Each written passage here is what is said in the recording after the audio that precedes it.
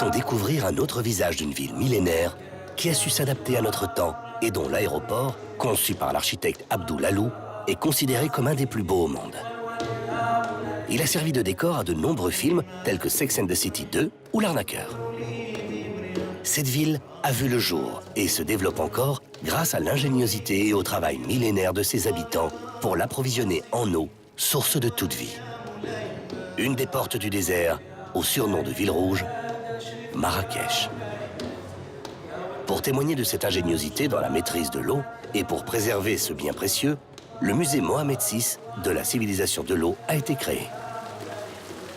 Depuis des siècles, les Marocains, les Marrakechis en particulier, ont maîtrisé l'art de capter l'eau, de la transporter, de la conserver et de la distribuer. Nous voulons surtout donc initier et expliquer aux jeunes et aux moins jeunes l'importance de ce don divin, donc l'eau, qui est à la base de toute chose, au Maroc et ailleurs, pour que les gens puissent faire attention à la manière dont ils consomment. Cette maîtrise de l'eau a permis au souverain almoravide Youssef Ben Tachfine de fonder cette cité en 1070. Au XIIe siècle, le sultan Abdelmounen Al-Moaïdi commande la construction de la mosquée Koutoubia.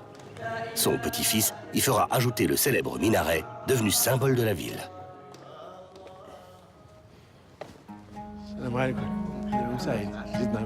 Nous avons le rare privilège de pouvoir y entrer. Et surprise, ce ne sont pas des marches qui nous attendent, mais une longue pente servant à gravir ces 7 étages pour accéder à sa plateforme à 69 mètres du sol. Cette pente est ponctuée de 6 salles superposées. C'est l'un des plus beaux monuments d'Afrique du Nord. Ce minaret a d'ailleurs servi de modèle à la Giralda de Séville et à la tour Hassan de Rabat. Voici l'écurie. Un cheval permettait au muezzin de monter jusqu'ici avant d'aller prier dans les 4 directions.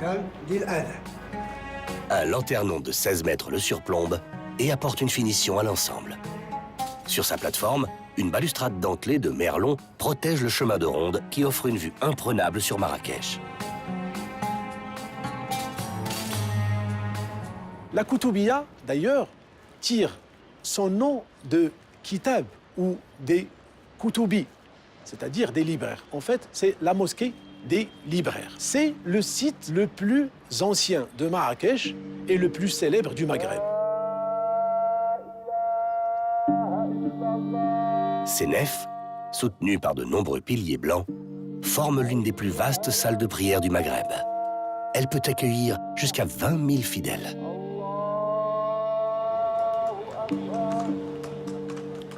Autre folie architecturale, le palais Baya, commandé en 1880 par le grand vizir Sidi Moussa pour sa favorite. Nous sommes dans les couloirs coudés. Nous avons laissé derrière nous le monde extérieur avec ses bruits et nous allons accéder maintenant à l'intérieur du palais. En fait, pour renaître à un monde radicalement différent de ce qu'on a laissé à l'extérieur. Ce havre de paix, trésor de l'architecture orientale du XIXe siècle, fut sauvé du délabrement par le maréchal Lyautey. Il fut le premier résident général du protectorat français au Maroc en 1912 et en fit sa résidence. C'est quand même une configuration de 62 riads petits et grands, maisons et maisonnettes.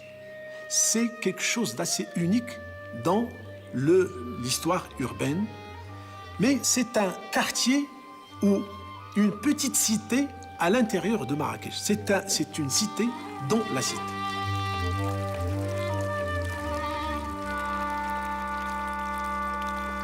À proximité, il y a encore une autre cité dans la cité, le Mela.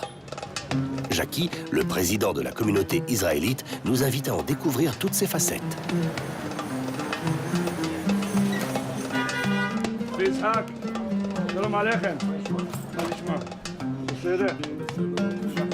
Ce quartier juif illustre parfaitement l'entente entre les différentes communautés religieuses à Marrakech, ville qui compte d'ailleurs une des plus grandes communautés juives au Maroc.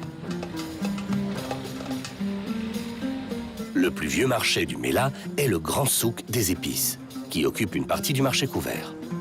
On le trouve à l'entrée, près de la place des Ferblantiers. Il fut construit en 1558 sous le règne de Moulay Abdallah. Pour embellir sa ville, le sultan saadien sut tirer parti du talent de la population juive qui avait fui l'Espagne.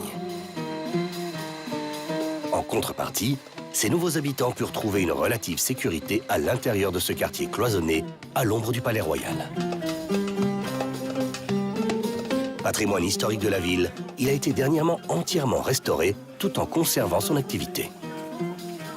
Ben voilà, là c'est la Drb Talmud Torah. Drb, c'est la rue du Talmud Torah, de la rue où il y avait la maison d'études de Torah. Et voilà, c'est une rue qui est revenue, hein, qui n'avait plus ce nom depuis 30 années. Et puis on va avancer vers la synagogue. La synagogue Al-Zama date du début du XXe siècle. Son originalité, faire partie d'une série de bâtiments érigés autour d'un patio central soigneusement entretenu. Les peintures et zéliges du patio marient le blanc et le bleu avec raffinement.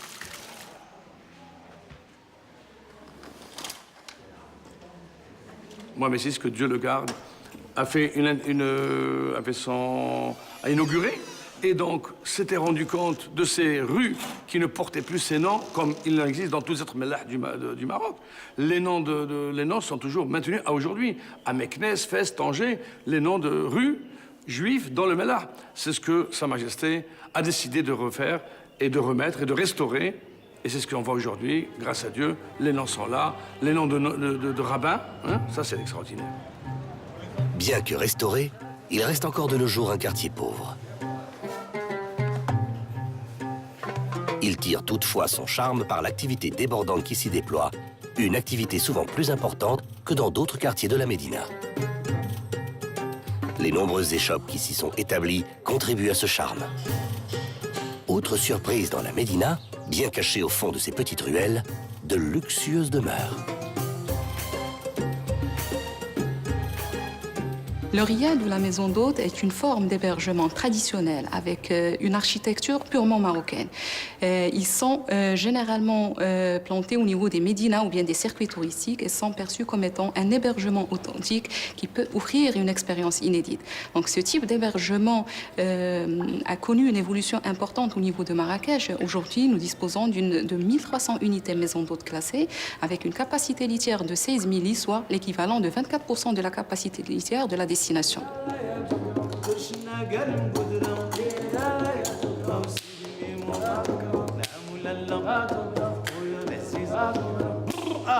Rénovés avec soin, ils sont un des fleurons de la ville. Dans ce riad du XVIIIe siècle, la chaleur et le raffinement de l'accueil marocain est très présent. Sons, couleurs et arômes vous envoûtent. Chaque porte ouverte nous dévoile une nouvelle surprise. Et à propos de rénovation, encore faut-il s'y connaître pour conserver l'authenticité de l'objet. Une formation spécifique a donc vu le jour dans les universités marocaines. Ils vont faire quelque chose de nouveau, c'est-à-dire qu'ils étudient depuis 1 an des objets anciens, ils apprennent à les diagnostiquer et ils apprennent à intervenir dessus pour en assurer la sauvegarde. Donc à travers cette formation méthodologique qui est nouvelle, qui renouvelle un petit peu l'apprentissage qu'ils ont eu, il y a une autre forme de transmission qui est très intéressante, c'est l'objet lui-même qui a beaucoup de choses à nous raconter. L'objet nous dit ce qu'il est, ce qu'il a vécu, comment il a été constitué, comment il s'est dégradé. Et à partir de cette compréhension, on va pouvoir lui apporter un traitement qui permet d'en assurer la sauvegarde. On travaille sur des collections, des minbars qui vont être exposées dans le futur musée Ben Saleh du Marrakech. Et on travaille aussi sur des horloges, des portes, des anciennes portes.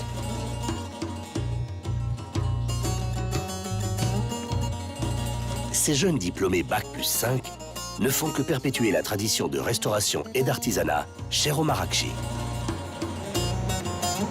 Ce complexe, nommé l'ensemble artisanal, permet justement de voir ces différents corps de métier d'artisans à l'œuvre. Ils partagent leur savoir-faire devant vous.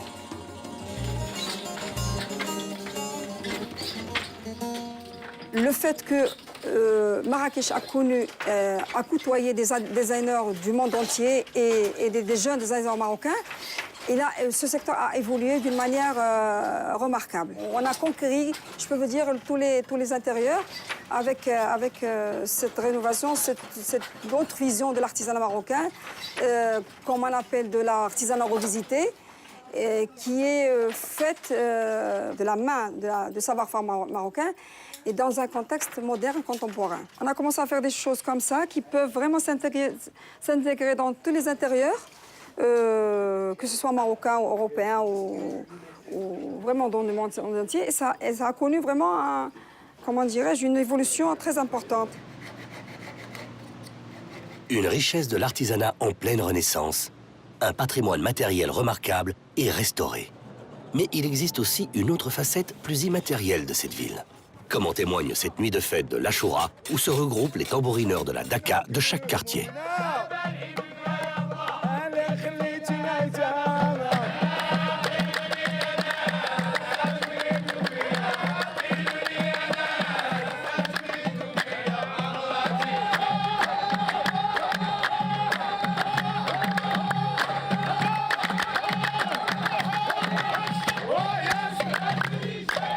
Cet art de la Daka est courant à Marrakech.